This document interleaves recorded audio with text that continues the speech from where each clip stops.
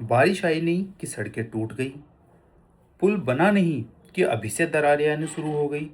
इन सबका जिम्मेदार कौन है? अक्सर हम इन सब की जिम्मेदारी ठेकेदारों के सिर पे फोड़ देते हैं। लेकिन क्या आपको पता है हमारे देश में जो ठेके की प्रक्रिया है वो सबसे लोएस्ट बिड के ऊपर आधारित होती है। इसको एग्जाम्पल से समझिए।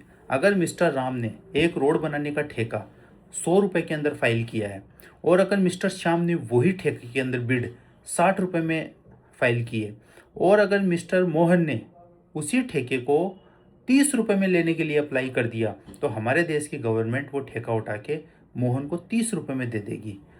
जबकि हमारे देश की गवर्नमेंट को पता है कि 30 रुपये में उसकी कॉस्टिंग नहीं निकल पाएगी, वो प्रॉफिट अच्छे से नहीं निकाल पाएगा।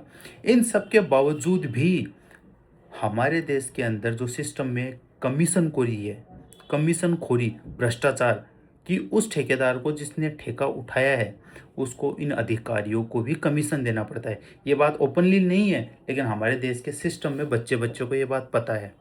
अब जिसने 30 रुपये में ठेका लिया है वो क्या तो इसमें कॉस्ट लगाएगा, रिजल्ट वो घटिया क्वालिटी का मटेरियल यूज़ में लेगा, काम में देरी होगी और वो सड़क अपने निर्धारित समय तक चलने की जगह कुछ ही सालों में टूट जाएगी और हम वो ठीकरा उठाकर ठेकेदार के सर पे फोड़ देंगे।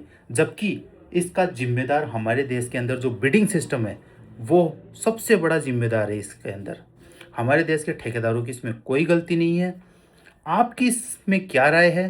क्या गवर्नमेंट को बिडिंग सिस्टम हटाकर जितनी उसकी कॉस्ट है, अगर उसके अंदर उस रोड को बनाने की पहले कॉस्ट कैलकुलेट हो कि उसमें इतनी कॉस्ट आएगी, उसके अंदर उस ठेकेदार का मार्जिन ऐड करके जितने भी ठेकेदारों की बिडिंग आती है, उन जितने भी ठेकेदारों के टेंडर आते हैं उनमें से लॉटरी सिस्टम से एक ठेकेदार को वो ठेका दिया जाए, तब तो क्वालिटी के अंदर सुधार हो सकता है। अदरवाइज बिडिंग सिस्टम में हमारे देश का L1 सिस्टम में कोई भी भला नहीं हो सकता।